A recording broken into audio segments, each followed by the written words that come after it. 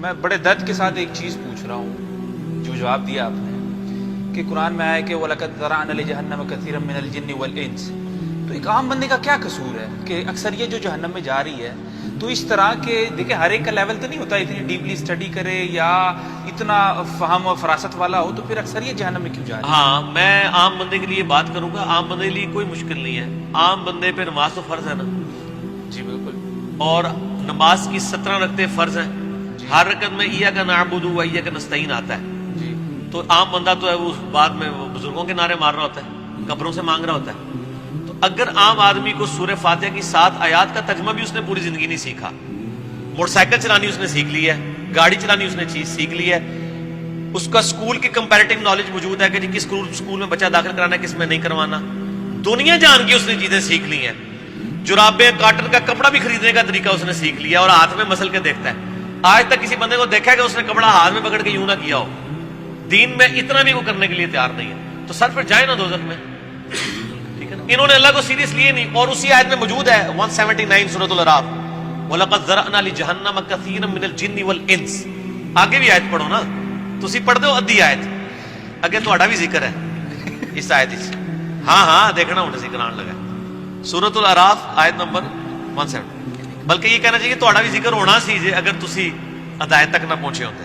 چلو ہن خوش ہو جاؤ. سورۃ الاعراف میں تو بہت بزرگوں کا بھی ذکر ہے.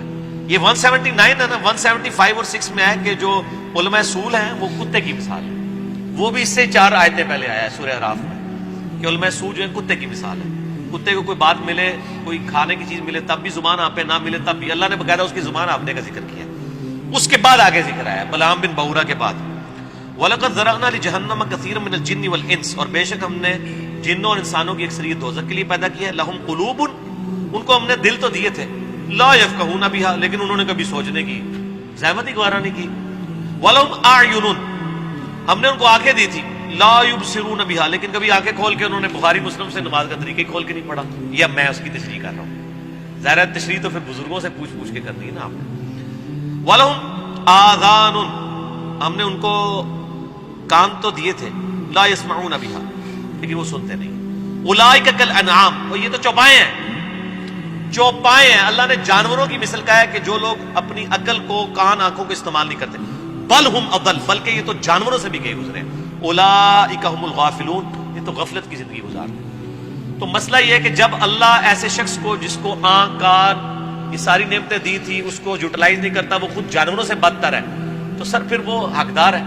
واقعی جانوروں سے بدتر ہے کہ وہ جانوروں نے دوزخ میں نہیں جانا، اس نے چلے جانا ہے. سر جانوروں نے دوزخ میں نہیں جانا، اس نے چلا جانا ہے. تو اس سے تو بہتر تھا یہ جانور ہی ہوتا، کم از کم دوزخ میں جانے سے تو بچ جاتا.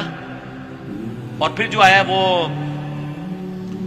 وَلَا تَقْفُ مَا لَيْسَ لَكَ بِهِ عِلْمٌ إِنَّ السَّمْعَ وَالْبَصَرَ وَالْفُؤَادَ كُلُّ أُولَٰئِكَ كَانَ عَنْهُ مَسْئُولًا.